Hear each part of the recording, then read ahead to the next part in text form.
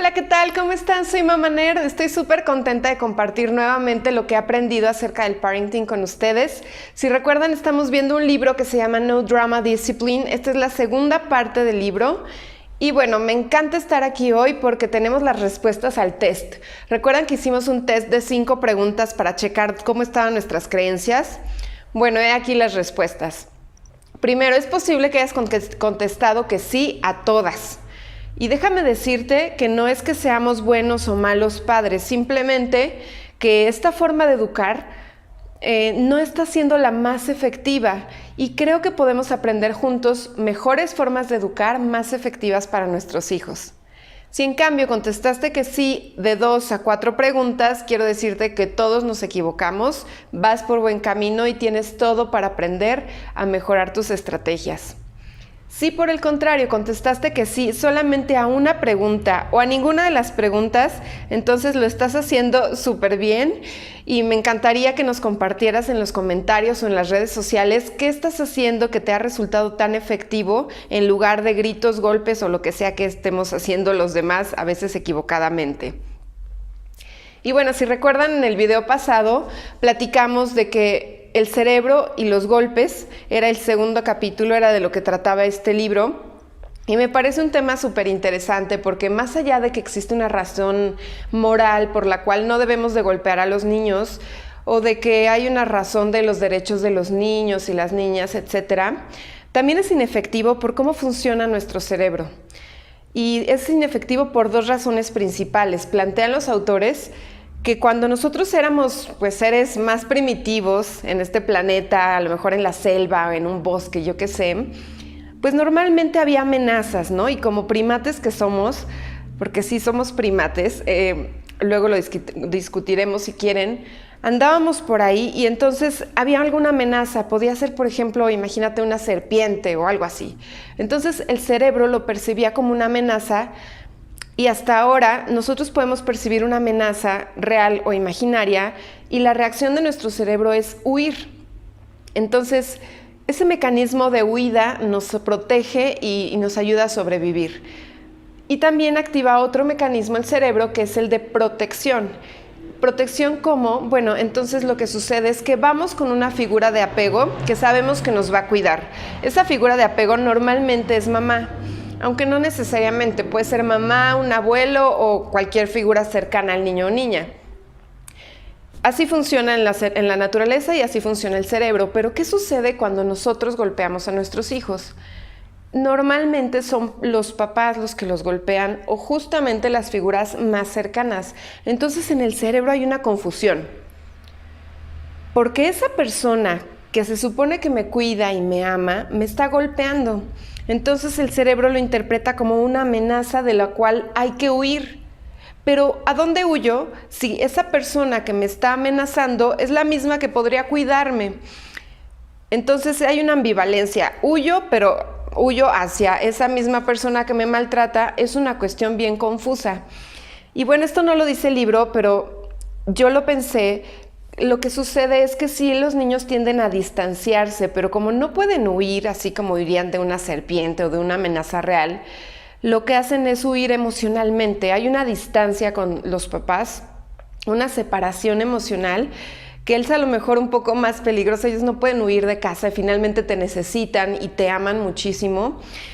Pero sí va a estar bien confuso para ellos aprender que la persona que los ama es también la persona que los lastima. Aprenden cómo asociar estos 2 mecanismos y eso definitivamente no creo que sea lo que quieras para un adulto o una mujer o hombre cuando tenga, no sé, 20 o 30 años más, como lo comentábamos en el video anterior. La segunda razón por la cual no es una buena idea golpear a los niños es porque la conducta deja de ser el enfoque, el enfoque de la atención se mueve, ¿me explico? Cuando tú golpeas a tu niño o a tu niña, para ellos es súper impresionante y su atención está en cómo reacciona mamá o cómo reacciona papá, en las caras que haces, en el grito, en la nalgada, en su llanto, en ese momento de caos, de tensión. Ahí está la atención y eso es lo que en la memoria se queda más grabado. No se queda lo que hizo, cómo corregirlo, no se queda la atención en el hecho, en qué provocó esa reacción tuya, sino en la reacción misma. Y si recuerdas, también en el video anterior vimos que la disciplina es una cuestión de aprender y de enseñar, o sea, queremos dar una lección a nuestros hijos, pero así no se puede dar ninguna lección. Alguien que te tiene miedo a lo mejor te va a obedecer, va a hacer lo que le dices por miedo, pero no va a existir esa confianza y no va a estar la mente abierta para un aprendizaje en cuanto a valores y en cuanto a principios, pensando en ese adulto de muchos años más adelante que queremos formar. Muchos papás entonces nos hemos equivocado pensando que esto es efectivo y que es por su bien, que a ti te dolió más que a él o a ella porque golpeaste porque era por su bien. Bueno, aunque tú tengas las mejores intenciones y aunque lo pienses por su bien, la verdad es que no está funcionando. Funciona quizá a corto plazo, pero en cuanto te voltees, cuando no estés, van a hacer las cosas a escondidas, no te van a tener confianza cuando sean adolescentes. Y lo que quieres generar justamente es una relación estrecha para poder guiar su comportamiento. Entonces, pues tú dirás, ya sé, entonces, ¿qué hacemos en lugar de golpear? Porque hay veces que no hay forma. Y algunos papás, pues, han comentado en algunos lados, he escuchado, he visto, que dicen, bueno, es que yo no golpeo a mi hijo, lo que yo hago es darle tiempo fuera. Y el tiempo fuera se vuelve como un sustituto de los golpes. Cuando algo mal hizo, lo mando a su tiempo fuera. Entendiendo por tiempo fuera, mandarlo a un rincón, o a una sillita de pensar, o a un rincón especial, algo así que hayas diseñado, pero que se asocie a aislarlo. Te vas para allá y te vas a pensar.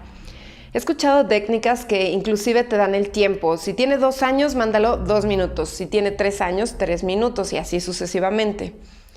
Y el autor dice que nosotros pensamos que mágicamente en ese rincón los niños están pensando y reflexionando qué hicieron mal, cómo lo pueden mejorar y que hay como un proceso de introspección. En la realidad no sucede así. Y no sucede porque estamos apelando a uno de los miedos primarios de nuestro cerebro, que es el miedo al abandono y al aislamiento. ¿Y por qué es un miedo primario? Porque también nuestro cerebro, que más adelante vamos a ver cómo está formado, esta parte de nuestro cerebro tiene miedo a ser abandonado porque en la naturaleza, como les decía, es mucho más fácil sobrevivir si estás en grupo. Somos animales que sobrevivimos en grupo. Hay animales que no, pero nosotros sí. La mayoría de las personas, de niños, entonces buscan estar con otras personas para sobrevivir. Y cuando lo mandas al rincón, ahí a pensar y etcétera, ese niño o niña lo que siente es aislamiento, es abandono, surgen sus miedos y muy probablemente también surja enojo y resentimiento hacia ti.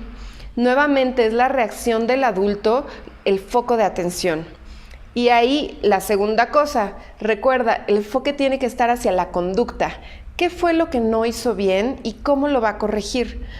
Pero si tú lo mandas a ese rincón, seguramente no estará pensando en eso. Aunque lo mandes de manera amable, estará aislado, teniendo miedo de que lo abandones, de que ya no lo quieras o no la quieras, y no va a pensar en qué fue lo que hizo y cómo pudo haberlo hecho mejor.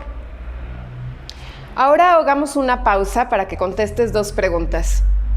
Estas preguntas tienen solamente el fin de reflexionar. Te pido que desarrolles, puede ser que te salgan respuestas largas, puede ser que no, y puedes compartirlas en los comentarios o en nuestras redes sociales. A lo mejor ya abriste tu bloc de notas o en el celular, quieres apuntar en algún lugar, o tu cuaderno, como antes, ¿no? Y bueno, las preguntas son, la primera es, ¿qué estrategias usaban tus papás para disciplinarte?